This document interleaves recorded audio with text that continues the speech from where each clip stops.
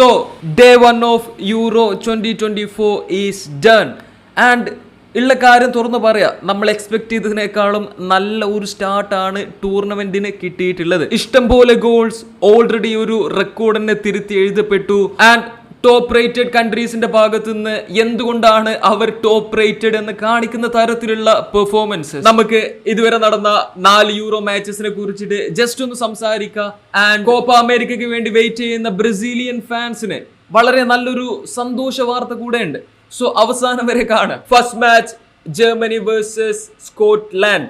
ജർമ്മനിയില് German ഫാൻസിനെക്കാളും കൂടുതൽ Scottish ഫാൻസിനെയൊക്കെയാണ് ആ ഒരു മാച്ച് ഡേക്ക് മുന്നേ കാണാനുണ്ടായിരുന്നത്. കുറെ അധികം സ്കോട്ടിഷ് ഫാൻസ് ലോങ് ലീവ് ഒക്കെ എടുത്തിട്ടാണ് യൂറോസ് കാണാൻ വേണ്ടിയിട്ട് ജർമ്മനിയിൽ എത്തിയിട്ടുള്ളത്.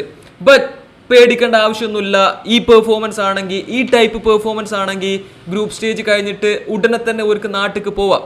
എന്തായാലും ജർമ്മനിയുടെ പെർഫോമൻസ് അടിപൊളി തന്നെ പറയാം. ഓക്കെ, നമ്മൾ എക്സ്പെക്ട് ചെയ്തതിനേക്കാളും ടോപ്പ് നോച്ച് ആയിട്ടുള്ള പെർഫോമൻസ് അവരുടെ യങ്സ്റ്റേഴ്സ് വെർട്സ് ആൻഡ് മുസിയാല അവരുടെ മേലെയുള്ള ഹൈപ്പ് ജസ്റ്റിഫൈഡ് ആണെന്ന് കാണിച്ചു തരുന്നു. ഇന്റർനാഷണൽ സ്റ്റേജിലും ക്ലബ് സ്റ്റേജിലും ഒക്കെ അവര് പക്കായിട്ട് തിളങ്ങുന്നുണ്ട്. ഓവറോൾ ജർമ്മനി കിഡ്ലൻ കളിയായിരുന്നു. ആൻഡ് മാച്ചിലെ 6 ഗോളുകളും ജർമ്മൻ പ്ലേയേഴ്സ് ആണ് സ്കോർ ചെയ്തത്. ഗ്രൂപ്പ് എയിലെ second match Hungary versus Switzerland 3-1 Switzerland easy ആയിട്ട് തന്നെ ജയിച്ചു. ആൻഡ് റിയലിസ്റ്റിക്കലി ഹംഗറിയുടെ യൂറോ ജേർണി ഗ്രൂപ്പ് സ്റ്റേജിൽ തന്നെ കഴിയുമെന്ന് ഏകദേശം തീരുമാനമായിട്ടുണ്ട്. ഗ്രൂപ്പ് ബിയിലെ first match Spain versus Croatia. സ്പെയിനെ പറ്റി നമുക്ക് എല്ലാവർക്കും അറിയാം, ഹിസ്റ്ററിയുള്ള ഒരു നേഷനാണ് ഫുട്ബോളിന്റെ കാര്യത്തില്. ക്രൊയേഷ്യയെ സംബന്ധിച്ച് റീസെന്റ് ഇങ്ങനെയുള്ള ഓരോ ടൂർണമെന്റിലും ഇംപ്രൂവ് ചെയ്യുന്ന, അല്ലെങ്കിൽ എന്താ പറയാ, ഓരോ ടൂർണമെന്റിലും നമ്മൾ എക്സ്പെക്ട് ചെയ്തതിന്റെ മേലേക്ക് പെർഫോം ചെയ്യുന്ന ഒരു കൺട്രിയാണ്. സോ നമ്മളെല്ലാവരും വളരെ കോമ്പറ്റീറ്റീവ് ആയിട്ടുള്ള ഒരു മാച്ച് എക്സ്പെക്ട് ചെയ്തു. നമ്മൾ റിസൾട്ട് മാത്രം നോക്കുകയാണെന്നുണ്ടെങ്കിൽ അങ്ങനെ ഒന്നും തോന്നൂല. ഫസ്റ്റ് ഹാഫിൽ തന്നെ സ്പെയിന് 3 അടിച്ചു, 3-0. മാച്ച് കഴിയുമ്പോഴും സെയിം സ്കോർ ലൈൻ. പക്ഷേ കളി കണ്ടിട്ടുള്ളവർക്ക് അറിയാം, ക്രൊയേഷ്യക്ക് ഒരു സീരിയസ് സ്ട്രൈക്കർ ഉണ്ടായിരുന്നെങ്കിൽ അവർ ക്രിയേറ്റ് ചെയ്ത ചാൻസസ് വെച്ച് നോക്കുമ്പോൾ മിനിമം 2 ഗോളുകളെങ്കിലും അവർക്ക് അടിക്കേനു. ഒരു പെനാൾട്ടി അവർക്ക് അനുകൂലമായിട്ട് കിട്ടി. എന്താ ഉണ്ടായത് നിങ്ങൾ കണ്ടിട്ടുണ്ടാവും അവസ്ഥ. ഓൾസോ ഈ അവസരത്തില് ഒരാവശ്യമില്ലാതെ, ഒരു കാര്യമില്ലാതെ ഞാൻ പോർച്ചുഗലിനെ പറ്റിയിട്ട് ഓർക്കുകയാണ് സുഹൃത്തുക്കളെ, ഓർക്കുകയാണ്. നേരത്തെ ജർമ്മനിയുടെ യങ്സ്റ്റേഴ്സിനെ കുറിച്ച് പറഞ്ഞ പോലെ തന്നെ സ്പെയിനിന്റെ 16 വയസ്സുള്ള ലമീൻ യമാൽ ആളുടെ ഫസ്റ്റ് മേജർ ഇന്റർനാഷണൽ ടൂർണമെന്റിന്റെ ഫസ്റ്റ് മാച്ചിൽ തന്നെ ആ ഒരു ഹൈപ്പ് തെളിയിക്കുന്ന തരത്തിലുള്ള പെർഫോമൻസ് നടത്തി തുടങ്ങിയിട്ടുണ്ട്. ഗൈസ്, 16 വയസ്സ്, 16 പറയുമ്പോ എനിക്ക് നാണം വരുന്നു. ഗ്രൂപ്പ് ബിയിലെ second match Italy versus Albania. And നമ്മൾ ആരും എക്സ്പെക്ട് ചെയ്യാത്തൊരു കാര്യം തന്നെ നടന്നു. ഇറ്റലിയുടെ ഡിമാക്കോയുടെ ഭാഗത്തുനിന്ന് വളരെ സില്ലി ആയിട്ടുള്ള ഒരു മിസ്റ്റേക്ക്. ആൻഡ് അൽബേനിയയുടെ ബജ്രാമി അതിൽ നിന്ന് അഡ്വാൻറ്റേജ് എടുക്കുന്നു. 23-ാം സെക്കൻഡിലെ മാച്ചിലെ ഫസ്റ്റ് ഗോൾ യൂറോയിലെ തന്നെ റെക്കോർഡ്.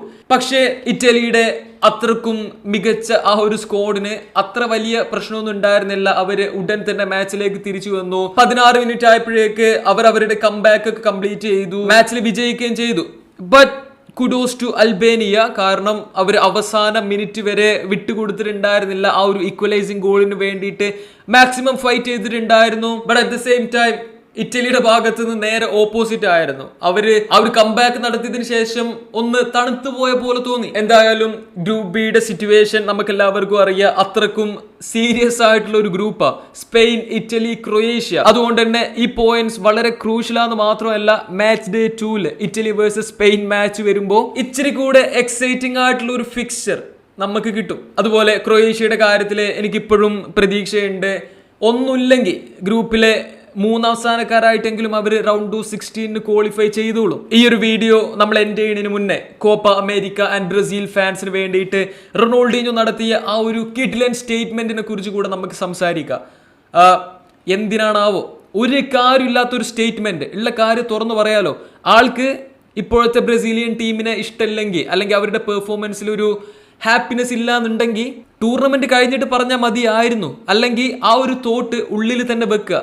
ഒരു പബ്ലിക് ഇൻസ്റ്റഗ്രാം പോസ്റ്റിന്റെയും സ്റ്റേറ്റ്മെന്റിന്റെയും ആവശ്യമുണ്ടായിരുന്നില്ല. അതാണ് സത്യം. കാരണം കോപ്പ അമേരിക്കക്ക് വേണ്ടിയിട്ട് പ്രിപ്പയർ ചെയ്യുന്ന ഈ ഒരു ബ്രസീലിയൻ സ്ക്വാഡിലെ പ്ലേയേഴ്സിനൊക്കെ അത്രക്കും ഇൻസൾട്ടിങ് ആയിട്ടുള്ള ഒരു കാര്യമാണ് ആള് പറഞ്ഞത്. അവരുടെ സെൽഫ് റെസ്പെക്റ്റിനെ തന്നെ ബാധിക്കുന്ന ഒരു കാര്യമാണ്. സംഭവം എന്താണെന്നറിയോ, ഇത് സോഷ്യൽ മീഡിയയിൽ വെറുതെ ഫാൻസ് പറഞ്ഞ കാര്യമോ അല്ലെങ്കിൽ ഏതെങ്കിലും ഒരു ഫുട്ബോൾ പ്ലെയർ പറഞ്ഞ കാര്യമല്ല. സാക്ഷാൽ റൊണാൾഡീഞ്ഞോ ആ ഒരു ബ്രസീലിയൻ സ്ക്വാഡിലുള്ള ഓരോ പ്ലെയറും ഐഡലൈസ് ചെയ്യുന്ന ഒരാളാണ് അവരെ പറ്റിയിട്ട് അങ്ങനെ പറഞ്ഞത്. സോ അവരെ കാര്യമായിട്ട് തന്നെ അത് ബാധിക്കാനുള്ള ഒരു ചാൻസ് ഉണ്ട്. എൻ്റെ ഒപ്പീനിയൻ അനുസരിച്ചിട്ട് എത്രയൊക്കെ റൊണാൾഡീഞ്ഞോനെ ഇഷ്ടമാണ് എന്നുണ്ടെങ്കിലും ഇത് വളരെ അൺനെസസറി ആയിട്ടുള്ള ഒരു കാര്യമായിട്ട് തോന്നി. എന്തായാലും യൂറോയിലെ മാച്ച് ഡേ 1 കുറിച്ചിട്ടും റൊണാൾഡീഞ്ഞോയുടെ ഈ ഒരു സ്റ്റേറ്റ്മെന്റിനെ കുറിച്ചുള്ള നിങ്ങളുടെ ഒപ്പീനിയനും കാര്യങ്ങളും കമന്റ് ചെയ്യുക. Wish like and subscribe. Thanks for watching.